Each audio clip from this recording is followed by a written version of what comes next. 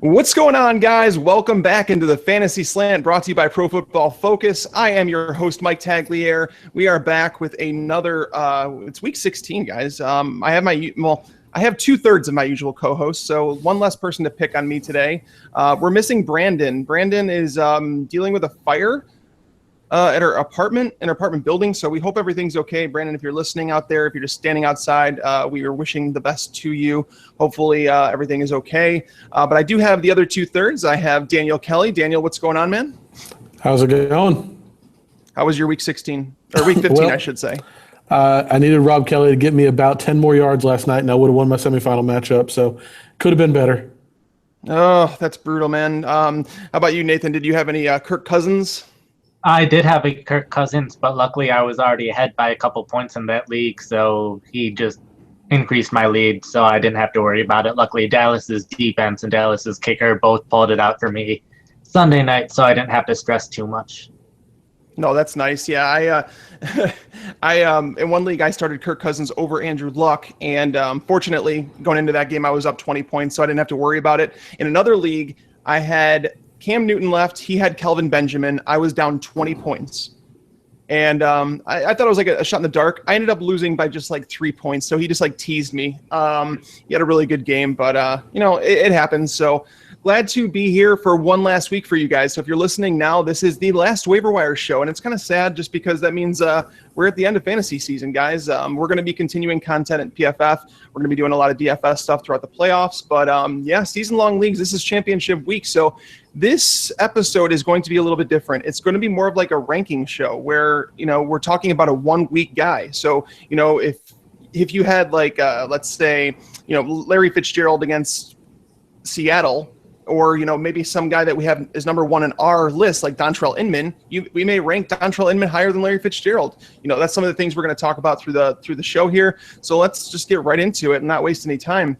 We're going to start with the quarterbacks, guys. We did our consensus here, and crazy enough, we have Colin Kaepernick as the consensus number one here. He's playing at LA. My only concern here, and Nathan, I'll start with you. Are you worried a little bit about the pass rush here? Because I was looking at the right side of the 49ers offensive line, basically from center out to right tackle, and they all grade like bottom 10 at their position, whereas Aaron Donald and William Hayes are going to be pass rushing on that side. Are you worried about that at all for Colin Kaepernick? Yeah, I'm definitely worried about the pass rush. I'm also worried that the Rams, with how bad their offense has been, this will be a lower scoring game, so San Francisco will be able to run the ball a little bit more than usual. But the reason I have Kaepernick number two is I think he'll just get the rushing yards. I think he'll be under pressure a lot, which will lead him to run a lot. So he's been getting the rushing yards basically regardless of his opponent, but I could see him having a good rushing day, even if he doesn't have a good passing day. Yeah, no, and that's kind of where I went. I was thinking he was a high floor. I have somebody else as my number one, but Daniel. So the consensus, we kind of combine everything, right? So he is number one in our rankings, but only one of us has him ranked number one, and that's Daniel. Daniel, I know you've been a supporter of Kaepernick this year, even though you probably went down with that ship. Why do you have him at number one this week? It's a ceiling thing. It's we'll get to our other options here, but if you gave me all 32 starting quarterbacks in the league, Kaepernick's theoretical ceiling is, maybe you say Rodgers is higher, maybe you say Lux is higher, but Kaepernick's ceiling is as high as anybody's. And if you're in week 16, if you're in your fantasy finals and you're picking up a quarterback off the waiver wire, my guess is you need someone who can put up big numbers. If we're talking a safe floor, maybe Kaepernick doesn't have that, but I'm looking for the biggest possible reward, and that's him. Well, so my concern with Kaepernick, obviously, that we talked about that pass rush. It's also the fact that his wide receivers, we don't know if Torrey Smith's going to be active, and even if he is, they haven't targeted him. And so they're really only threat in the passing game. They lost Vance McDonald, which really hurts too, because he was emerging as a star. So their only star, their only threat, I guess, in the passing game would be Jeremy Curley, and Curley is going to be covered by, their best cornerback there in LaMarcus Joyner. So I just don't know if I feel comfortable with Kaepernick as my starter. My number one, nobody else has him number one. Mine's Blake Bortles versus Tennessee. I know the last time they played Tennessee, it was in Tennessee, and that was that Thursday night game. Remember the mustard uniforms and the teal, the Tar Heel blue, basically ones for the Titans. Bortles finished that game with a good stat line. He did not play a good game. Almost all those stats came in the third and fourth quarter. But since that time, Tennessee's secondary has gotten arguably worse. So, I mean, for me, I think Bortles is I think he's my number one option. Tennessee stops the run pretty well. And so this is going to force them to throw a little bit. Coming off that horrendous game with Bortles last week, I know, Nathan, it led to a conversation with us and we're in a dynasty league together, and it's like we all started talking about Bortles, and basically I said that he's not the franchise quarterback there, that I think they need to move on sooner rather than later. Nathan said that Bortles has been better than quite a few quarterbacks this year, but you have him down at number 3, Nathan. So why are you so low on Bortles this week? I think part of it is he hasn't been throwing many touchdowns recently. At least before, when he was getting all those garbage time yards, he was getting touchdowns to go along with it. He hasn't had those recently. And then also just championship week in Jacksonville just fired their head coach. So it's a little bit more of a gamble of how the team will react to that, how he in particular will react to that. That could lead to a better game than usual. It could lead to a worse game than usual. But I think it just adds a little bit more of an unknown that I'd like to see when I'm in championship week. Yeah, no, that makes sense. And so speaking of your championship week and who you have at number 1, we all have different number 1 options here. Nathan is all on the Matt Barkley train. My only concern here is that Alshon Jeffrey will be covered by Josh Norman. I think I would assume that Josh Norman would shadow. If not, then he'll play sides, whatever the case may be. Are you concerned at all, or are you pretty confident starting Matt Barkley? I'm fairly confident just with how Barkley's been playing recently. He's been, at least in football terms, far and away better than those other 2 quarterbacks. He's just coming off of a game where he had 362 yards, 3 touchdowns in his last 2 games, and his receivers aren't dropping as many passes as they were in his first start. So I think with how good he's been playing, with how good he's been throwing deeper passes, intermediate passes, and in the middle of the field where Washington has had some struggles, both at safety and injuries at their inside linebacker position. I could see Barkley, even though he doesn't have as good of receivers, he's been getting plenty of yards without as good of receivers these past few weeks. So against Washington's defense, which has allowed a decent number of passing yards this year, I could see Barkley getting a lot of yards. Yeah, Washington's secondary has definitely taken a step back. Since their bye week, they've allowed 12 touchdowns in the last 6 weeks. So it's definitely a better matchup than I would have thought for Barkley. The more I took a look at it, the more I may have raised him over Kaepernick, but I was debating it. Daniel, how are you feeling about Matt Barkley this week? If you had to stream him, would you be okay with it? Okay with it, no. He's playable. He's been better than we could have really imagined. He had 3 different receivers who were relevant last week in Jeffrey, Meredith, and Deontay Thompson. And if he's going to throw as much as he did last week, which was crazy, but if he's going to throw anywhere close to that, quantity over quality. So I would take him in a pinch, but I'm not going to be excited about it. Yeah, I was surprised that nobody was higher on Matt Moore. I thought somebody would be. I'm not, just because the game's in Buffalo. I just think it's going to be one of those grindy games between these 2 teams. Daniel, how do you feel about Matt Moore this week? Give us just an insight on why maybe you're not so high on him. What were his numbers? It was 4 touchdowns on 12 passes, 12 completions, something like that. His efficiency is insane. And it was 1 start. He can't do that again. Full stop. That's not happening again. We've seen the Jets' pass defense look miserable against them this week and against the Colts 3 weeks ago. It was a product of an environment. I think Matt Moore is, as we've been saying on PFF for a while, one of the best backups in the league. If we were to take all the quarterbacks and rank them 1 to 100 or whatever it is, he'd probably be in the top 32. There are starters he's better than, but he's still not in the top 20 and the top 25. He's a back-end starting quarterback in this league, and his rates from this past week were crazy. It's not happening again. Yeah, well, Matt Moore, just one little tidbit that people don't know about Buffalo's defense. They've actually, if you go back to week 6, there's been just 1 quarterback who's finished with fewer than 14.3 fantasy points, and that was Ben Roethlisberger just a couple weeks ago in that snow game. So I don't think it's a bad spot. If you're total, let's say Kaepernick's gone, let's say Bortles is gone, Barkley, and you're trying to look for someone else that you want to start over maybe Carson Palmer at Seattle.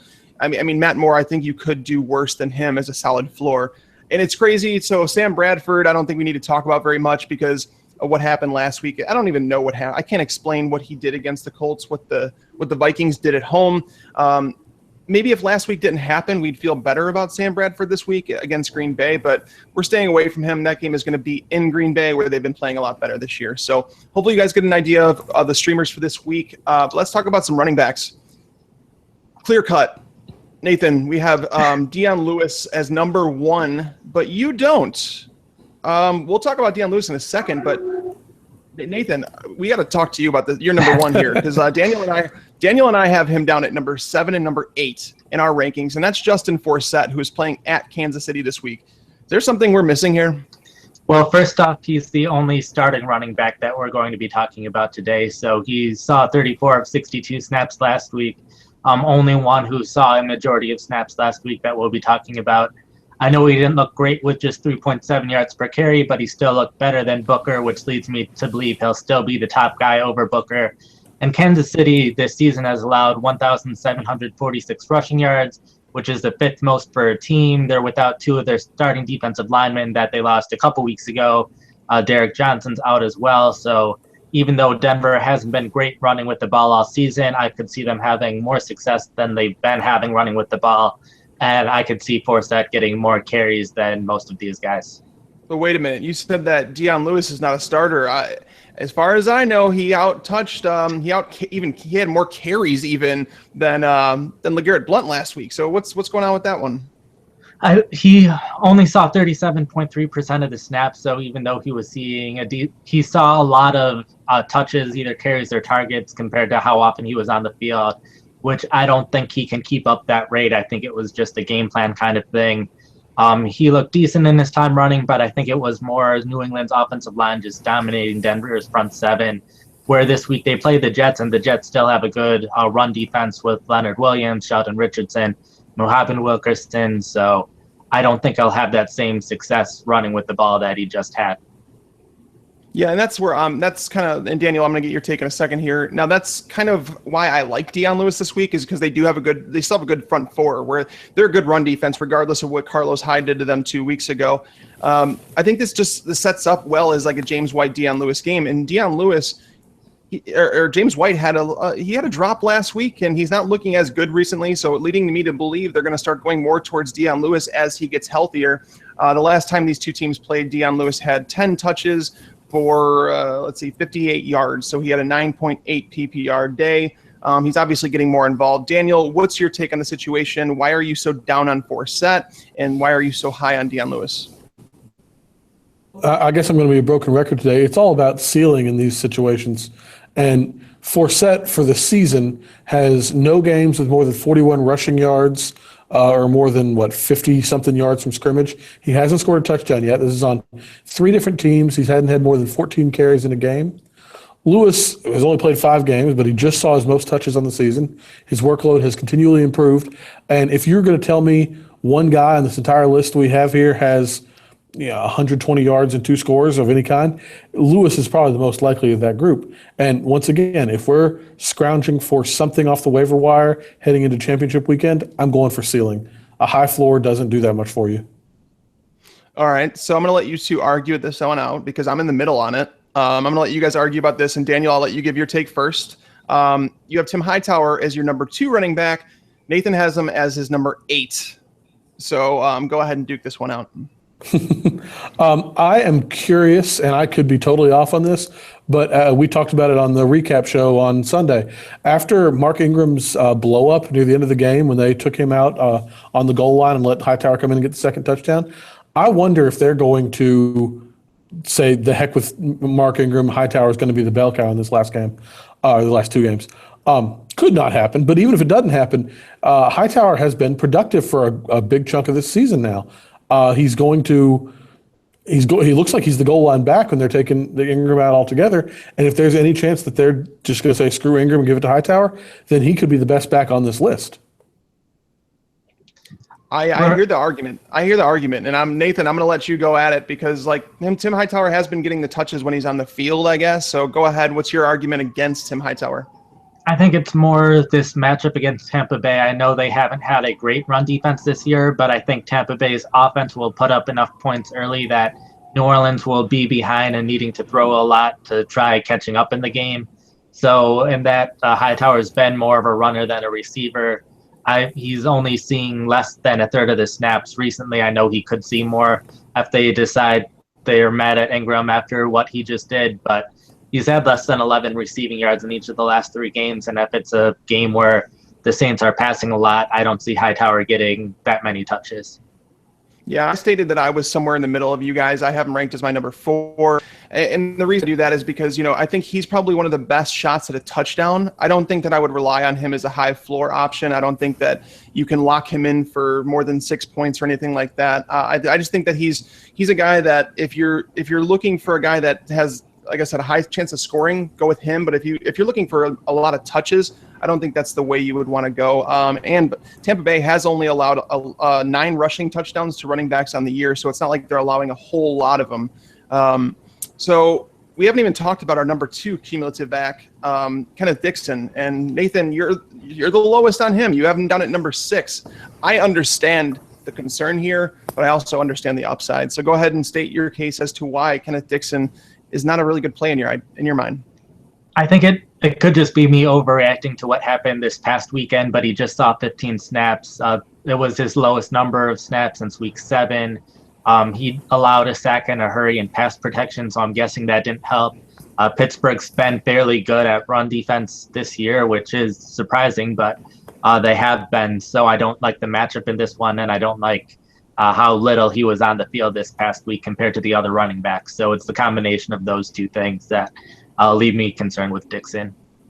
Yeah, some people say that they were protecting a lead against Philly, but I don't even know if that's really the case. I thought he would lead the team in snaps. I've been worried about Kenneth Dixon because they just don't seem to want to give him the entire workload.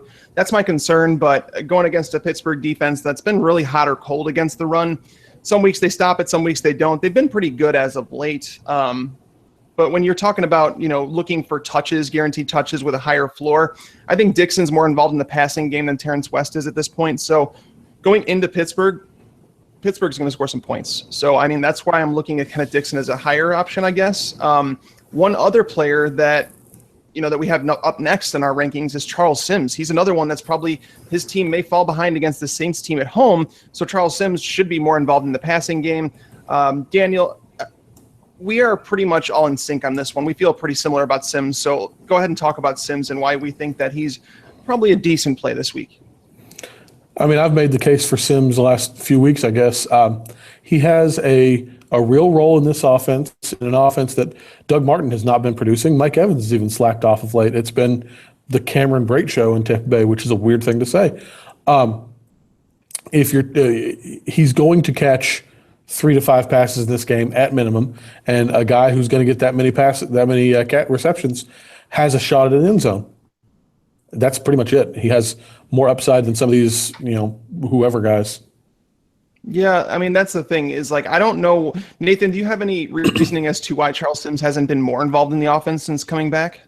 I'm guessing they're just easing him in. That's the only thing that I can think of, and they like Doug Martin more than we have recently. I know we really liked Doug Martin last year, but this year he just hasn't been the same. But I think right now we just like Sims as a player more than the Buccaneers like Sims as a player right now. Yeah, no, Doug Martin's been really, really disappointing. I want to say the numbers. He has not topped 3.6 yards per carry this season, which is obviously not going to get it done for someone they spent so much money on in free agency. The next running back on our list is Derrick Henry, and I think that we can all agree that this is strictly just looking for touchdowns. When you get into this range of our rankings, I think we're getting to the point where all we're doing is searching for a touchdown, right, guys? You don't see anything in this matchup that strikes you outside of that, right? Pretty much. Jacksonville's defense hasn't been the best, and Henry has been getting about 8 to 10 rushes per game, even though he's clearly the backup. So I could see Tennessee just running a lot in this one. So while we are looking for the touchdown, I do think he'll get a decent number of carries and average a good yards per carry. So I think he should get at least a couple points even if he doesn't get the touchdown. Yeah, and that's kind of where I feel about Derrick Henry is we're at the point where now the 4th running back on our list. Right after this, you're talking about Tim Hightower, Forsett, who Nathan was higher on than us. But then after that, we're talking about Mike Gillislee and Robert Turbin. That's strictly just searching for touchdowns. Those are guys that you'll see in goal line situations, but not really exciting. So that covers the running backs. We can now move on to the wide receivers, and this is probably where we're going to spend the bulk of our time today, because this is where a lot of people will spot start wide receivers just because of a matchup, or because their wide receiver may be in a tough matchup. As we talked about, Arizona going into Seattle, maybe you relied on J.J. Nelson last week, whereas this week you may not want to. But before we get into the wide receivers, let's get a quick word from our sponsors.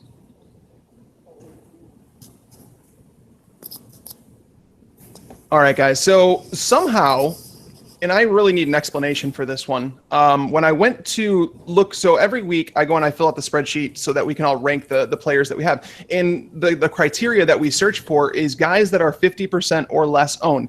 Somehow Dontrell Inman is like 35% owned in Yahoo leagues, which just, it blows my mind. He's been the best San Diego wide receiver, I would say, probably over the last 4 weeks, maybe even 5 weeks.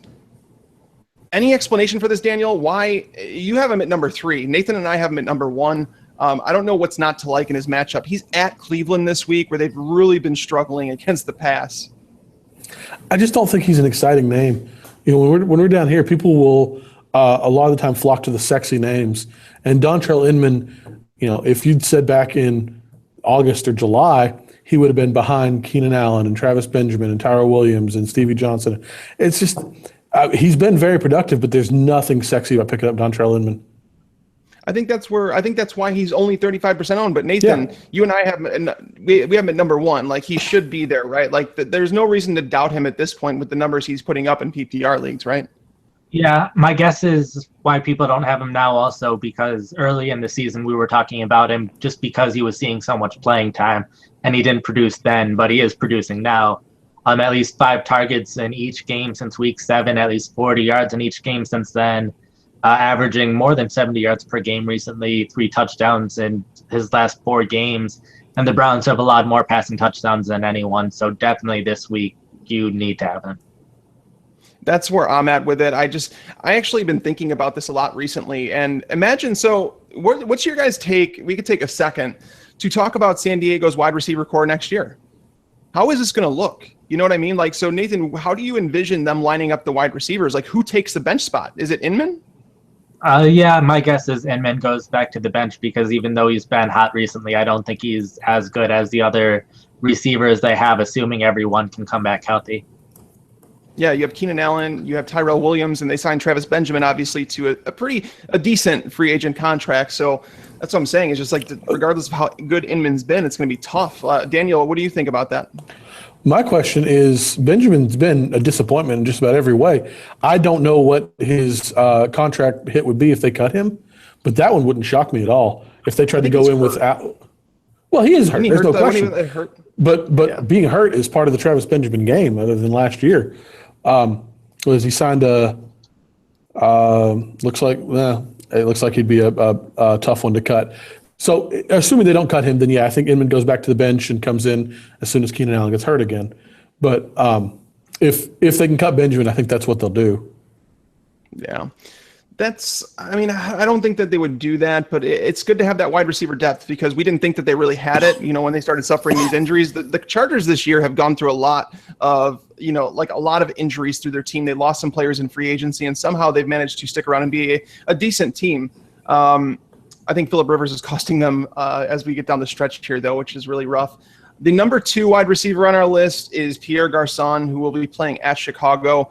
I am by far the lowest on him. The reason I say that is because the Bears have allowed just 1 wide receiver to top 70 yards in their last 6 games. So the Bears defense has been better. They're getting Jarrell Freeman back this week, which should help them stop the run a little bit more.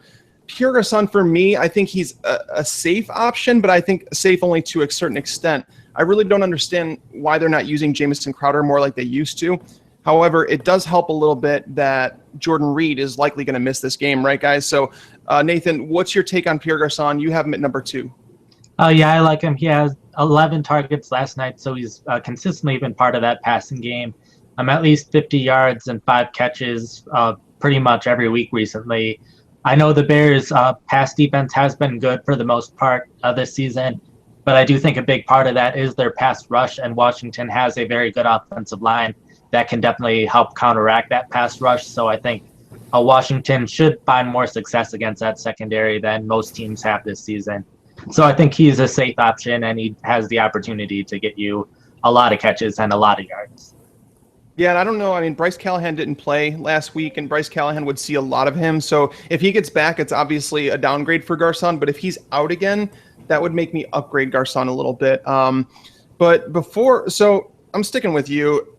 We have a lot of disagreements here in these rankings today. Nathan, you have Robbie Anderson down at number 10. I thought I was low having him at number 3. But you have him at number 10. Daniel has him at number 1. Let's hear it. You guys are just – I'm going to let you guys go back and forth. I'm sure we're going to talk about Jermaine Gresham at some point. But, Nathan, go ahead, state your case for number 10 for Robbie Anderson. And, by the way, we have 12 wide receivers. He has him ranked at number 10. So I know he's seen a lot of targets recently. Just saw 6 of them last week. A lot of where his yards have come from is each of the last 3 games he's had a 40-yard catch, which is kind of remarkable that he's had exactly 40 yards in each of those last 3 games. But the Patriots, as a defense, have only allowed 5 catches of 40 or more yards this season, which is tied for 4th lowest. And then after Bryce Petty's injury, he's hopeful to play this week, but there's a chance he might not. And also, if he does play, he could be injured, which could make him play not as well as he had been playing. And I think Anderson is one dependent on Petty, since that's who is throwing him all these targets. And 2, I think the Patriots defense would be able to stop Anderson. Are we at the point where Brandon Marshall's done? Like, did he suffer the Andre Johnson fall off? I don't want to write him off yet. I wouldn't be surprised if he's not with the Jets, but if he's with the team with the better quarterback, I could see him coming back. I know he said that this was his last stop, that he said he's not going anywhere else outside of the Jets. And honestly, like with the way he's played recently, I just don't know. I think that he might be towards the end. He's always been a physical wide receiver, and that stuff can take a beating. It was fun watching him for a long time. But Daniel, go ahead and make your cause, man. You got Robbie Anderson at number 1. He's getting the targets. He's getting the yards. He's averaged almost 85 yards a game the last 3. And despite that, I still think Brandon Marshall's the one that's going to scare defenses the most. So I think the Patriots are going to give him the most attention. And if you assume that, then Robbie Anderson's going to be able to run around a little less impeded. I recognize there's a lot of risk in this one. He's definitely not a sure thing. But as much usage as he's been getting lately, I think he's just about a lock for the most targets of anybody on this list, with the possible exception of Pierre Garcon. So if I were to put Quincy Enunwa in this list, because, by the way, the last time they played the Patriots, Marshall ended with 6 catches for 67 yards and a touchdown.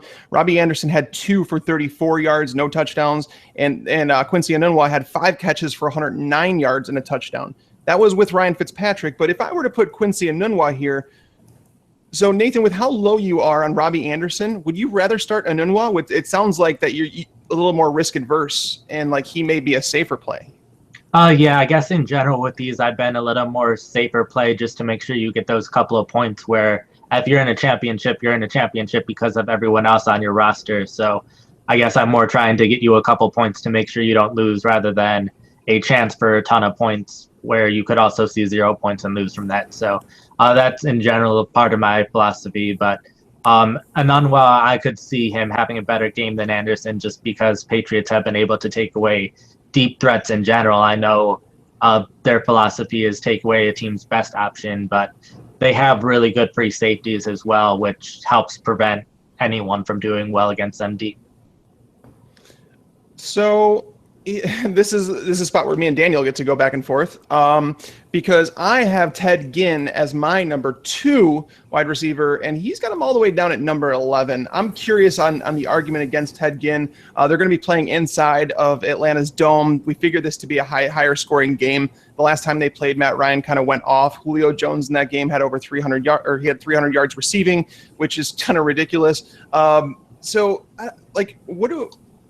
I don't know why we don't like Ted Ginn. You know, over the last 5 weeks, he's scored at least 15 PPR points in 4 of them.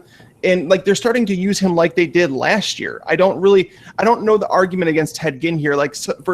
I would rather play someone like Ted Ginn over Robbie Anderson, especially if Ryan Fitzpatrick's playing. If Bryce Petty's playing, it's a little bit closer for me, because I agree with you, Daniel, that I think that Belichick would rather scheme against Brandon Marshall than he would against Robbie Anderson. But why are you so low on Ted Ginn? Like, I would understand if you're a couple spots lower, but I don't. I will totally preface this with that is a little low. I probably should move him up a little bit. I still wouldn't have him up where you guys have him at 2 or 3. I don't see what would have changed in the recent weeks that would have led to this production other than a fluke. I think if we'd looked at again right now, it's at the start of the season, he had 654 yards and 4 touchdowns, but they were spaced out over the whole season. We wouldn't be excited about him. It's just they've all happened at once, and I can't find any reason why they would have all happened at once. I think it's just one of those things, and so I expect. Sure, he has the ability on any one play to go for 80 yards and a touchdown. He's the fastest guy in the world if he can catch the ball. But I just don't buy this 4 touchdowns in 5 games being the new reality. So I can give you the reason. Last year, his average depth of target was 17 yards down the field. This year, going into week 11, he had averaged only a 13-yard average depth of target, which is not where Ted Ginn needs to be targeted. That's almost like a possession wide receiver type average depth of throw. He was forcing the ball a little bit to Kelvin Benjamin, and they've changed things where they started involving Ginn more down the field. Last night, honestly, he should have had an even bigger game. And by the way, what the heck was he doing on that deep ball? Like, he had his arm going in the windmill. Like, someone said that it looked like he was trying to fair catch the ball. I think the reason he dropped it was because he was worried about that safety coming over the top. Nathan, do you know any idea what the hell he was doing? I don't know what he was thinking, which happened with the number of Ginn targets, but something else. You know who Ginn is? Ginn is the Orlando Jones character from The Replacements, where he was the fastest guy on the field at all times, but couldn't catch anything to save his life. Speed is great, but you got to have some hands. All it takes is one. Atlanta's secondary is hurting, right? Right, Nathan? Oh, yeah, with Trufant injured, they do still have a decent secondary, but I also could see this being a game where Carolina needs to keep up with Atlanta, which leads to a lot of passes. So I think Ginn will at least see 6 to 8 targets, and if he catches half of those, one of them will be a bigger catch. So that's why I like Ginn enough in this one. Yeah, but where I was going with that, Daniel, is ever since, that week 11 to now, he's averaging over 20 yards as an average depth of target. So they're starting to target him down the field again like they did last year. So that's why I think turnarounds happen for Ginn. And if you look against Atlanta last year, Ted Ginn had some games, especially in the Dome. I think he scored twice in that game without even looking. I'm almost positive he did because I think it was in the fantasy playoffs. You're right. Like I said, I think I am a little too low on him. I just can't trust those hands any higher than middle of the pack in this group. So we trust Marquise Lee as our number 3, though. So Marquise Lee, he had nothing last week. I shouldn't say nothing because he did return a touchdown. But in the receiving game, he saw 3 targets, no catches. Where the heck are we at with this, Daniel? I don't know. How do we trust Marquise Lee a week after he's basically posted a 0? I don't know how you trust him. The Titans have given up the second most points to opposing wide receivers, fantasy points to opposing wide receivers this year. They basically shut down the Chiefs last week, but that was a whole different situation. But before that, they'd given up at least 1 touchdown and in a lot of cases multiple touchdowns in 8 straight games. If a defense is going to try to stop someone on the Jaguars, it's going to be Allen Robinson. Marquise Lee is well established as the number 2 receiving option in that offense now, and I've talked about Marquise Lee so much on this show. I think he's got more talent than we're giving him credit for. So, Nathan, did you happen to catch, I don't know if either of you guys know, what happened to Jason McCourty? He got hurt, and I don't know if it was a bad injury where he's not going to play this week because that would even knock them down even further, Tennessee. So, Jason, he only played a couple snaps because he got hurt. I do remember seeing him leave the field. I just don't know what happened to McCourty. So, I'd be curious to know that. Do you guys know? I haven't heard anything of how long he's going to be out for, but I know he was out for the rest of that game. Yeah. But. So I mean, that's something to pay attention to because if he's out, that's going to upgrade both Allen Robinson and Marquise Lee's matchup, which was already pretty good. But so we're all pretty much in sync on him. We think that he's a decent play. We have him at 4 or 5, every single one of us. So, we're okay with him. I'm higher on Chris Hogan than most. Is there a reason that you guys don't like Chris Hogan that much this week? No, I think he's not flashy. He's not the worst play on here, but I don't think he has the upside of the best plays. Nathan?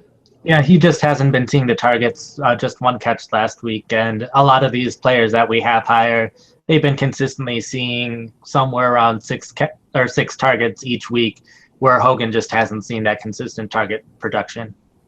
He hasn't, and I'm with you. And last week against Denver, it's obviously pretty tough for a wide receiver like him to do anything. But I will say this: the last two times that Tom Brady has played against the Jets at home, last year he threw for 261 yards, 3 touchdowns, and then if you go back into 2000, or last year was 355 yards, 2 touchdowns, and then back in 2014 it was 261 and 3. And I think we can make the case that the Jets secondary is as bad as they've been in a long time. So I do think that Chris Hogan, if you're looking for a wide receiver to scrape up off the waiver wire that has some upside, I think he's got I would say probably like a 6-point PPR floor, which is, I know it's not great, but I think he also has a 20-point ceiling, which is why I like him more than most.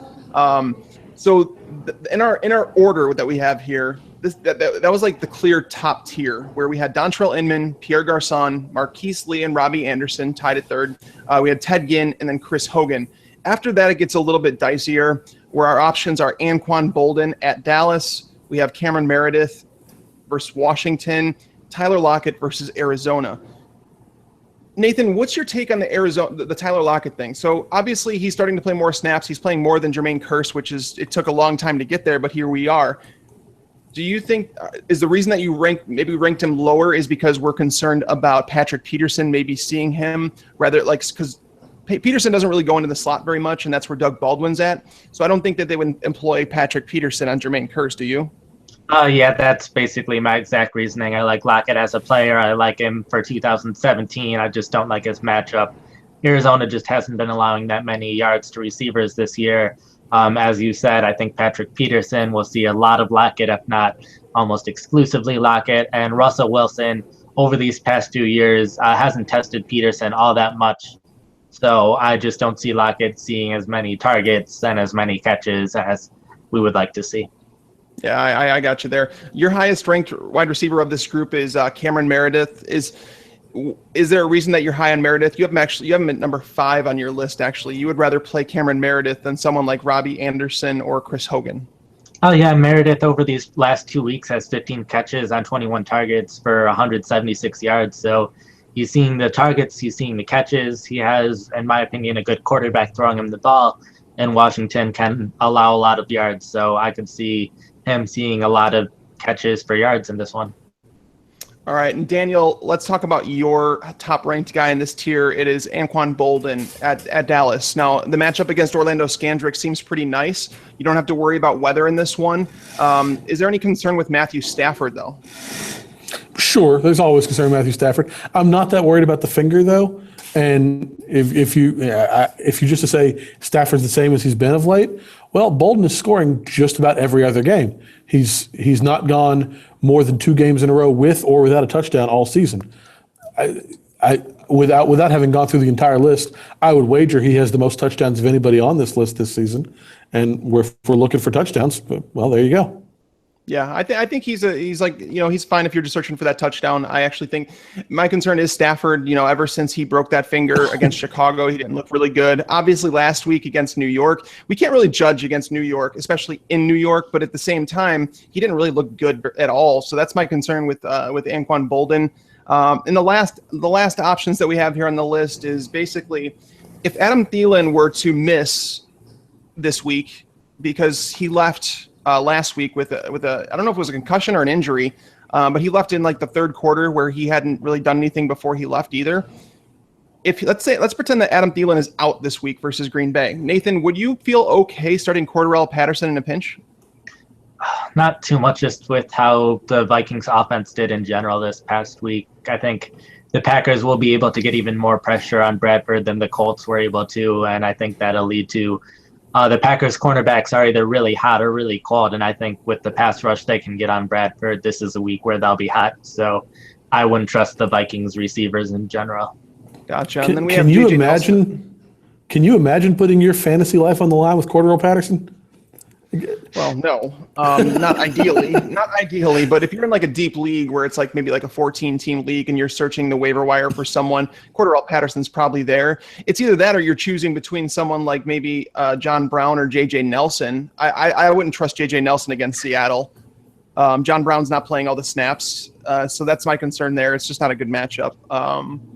So that's where I'm at with that, I guess. I don't know. It's not an ideal situation if you're starting Cordell Patterson championship weeks. I'll say that. But I do think that if Thielen is out for whatever reason, I think that Patterson can step up and have a solid floor against the Packers, because if there is a pass rush, he's one of the guys that sees like a crazy low average depth of target. It's like 4 yards. It's something ridiculous. Like, I don't know why they don't target him down the field a little bit more. But that wraps up the wide receivers. Let's talk about some tight ends. Last week, C.J. Fedorowicz missed, and Tom Savage apparently built some rapport with Ryan Griffin, because Ryan Griffin was one of the top tight ends this week. But C.J. Fedorowicz, we would assume that he's back from the concussion.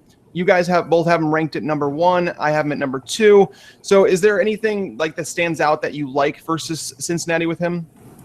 Daniel? I think it's just a matter of if he plays, he's going to be right back in the role he had been.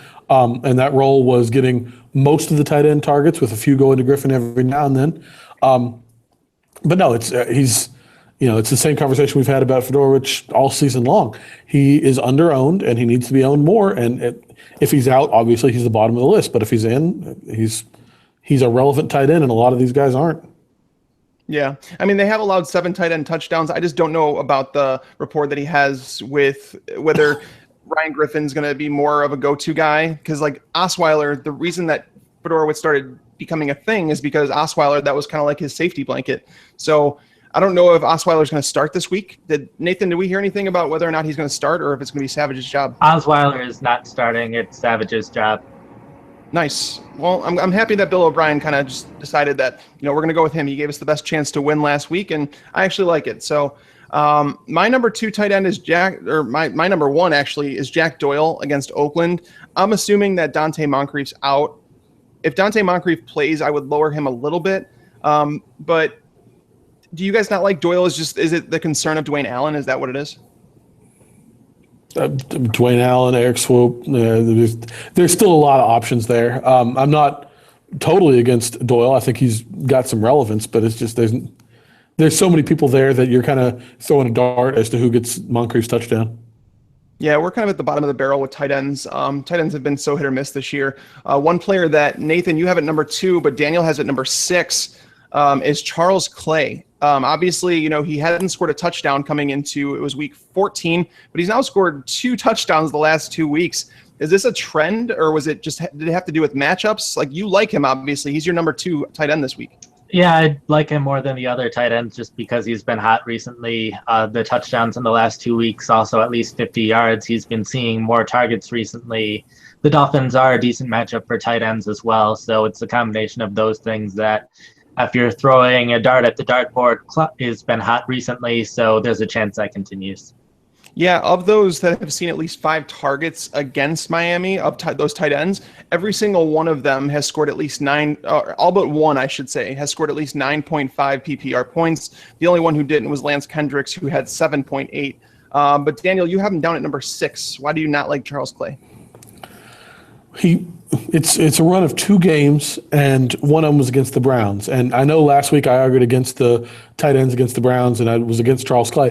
If you'd told me Sammy Watkins is going to have 10 yards, I would have changed my tune. I did not see that coming, so I'll cop to being wrong on that. But before 2 weeks ago, he had no touchdowns this season. He had 3 games of 10 or fewer yards. He had 7 games of 30 or fewer yards. 2 straight hot games, and one of them being a Browns game. I'm just not putting a lot of stock in that. I don't buy the Charles Clay Kool-Aid. Yeah, well, I mean, there's also that revenge narrative, right? I mean, he's playing against his old team, Miami. If we're giving credit to Charles Clay for revenge, are you kidding me? No, you got it. Who was it? We had the Tim Hightower revenge game this past week. You guys are killing me with this. No, it did not work. And just because he scored does not mean it worked. No, I do not. No. No. So basically, Charles Clay had so he missed week 13 because he had a child. So ever since he's been a dad, he's got 2 touchdowns in 2 games. It's a revenge game. I'm with you. I'm with Nathan on this one. We're going Charles Clay over whoever else that we want to. But one player that you remember who we're talking about. I don't even know who we're starting him over, but maybe Jack Doyle. Maybe I'll change my tune. But you have Hunter Henry there at number 2. Is it because he's against Cleveland? Because for me, so guys, I want to spend a second to talk about this. Antonio Gates is 3 touchdowns off the record, 2 away from tying it. How are they not throwing him the touchdowns instead of Hunter Henry? I don't know. It cost me my playoffs.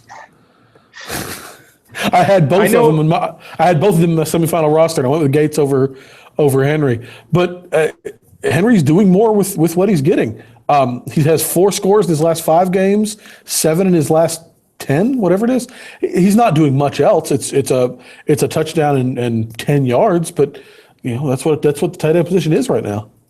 Yeah, I mean, I know my good buddy Joe Holka. He would have finished top 50 in the Millie Maker this week had Antonio Gates scored a touchdown. That's it, just 1 touchdown. But Antonio Gates let him down. But Nathan, I don't know. What's your take on this? Do you think they're going to force feed Antonio Gates, or do you think they're just going to stick with what's working with Hunter Henry? I could see them forcing it to Gates a little bit more than they have been. I'm also just concerned Henry hasn't topped 40 yards since week 6. So while he has been getting the touchdowns, he definitely has not been getting the yards. So while he does have a higher chance of scoring a touchdown by a little bit than some of the other guys, there's also just as much of a chance that he gets you less than 20 yards. So I think some of the other options are safer.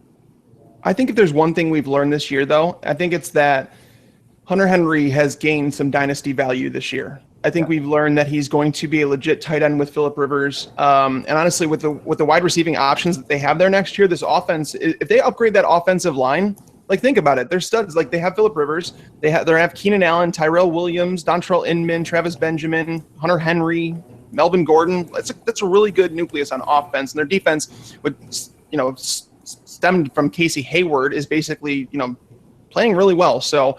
But yeah, I don't think we really need to talk about Jermaine Gresham or Gary Barnidge unless, Nathan, you want to rub it in that Jermaine Gresham is the GOAT. Well, he's been a top 10 fantasy tight end over the past 5 weeks, but he is going up against a Seattle defense who is very good against tight ends, so this probably won't be his week. Daniel, do you care to chime in on the GOAT? He's been the GOAT.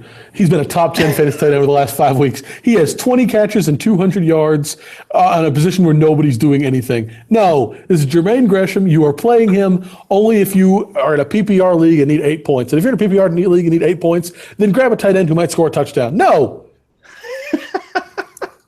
Oh, man. So with that, guys, obviously, we mentioned that this is our last show, and we want to thank you guys for supporting the show all year long. This was actually one of our most listened to shows throughout the year. So we want to thank you guys for supporting the Waiver Wire show. Hopefully we've helped you guys get to the championship. Hopefully you guys win a championship this week. Let us know on Twitter. I am at Mike Tagliere NFL. Nathan, you want to go ahead and give your Twitter handle?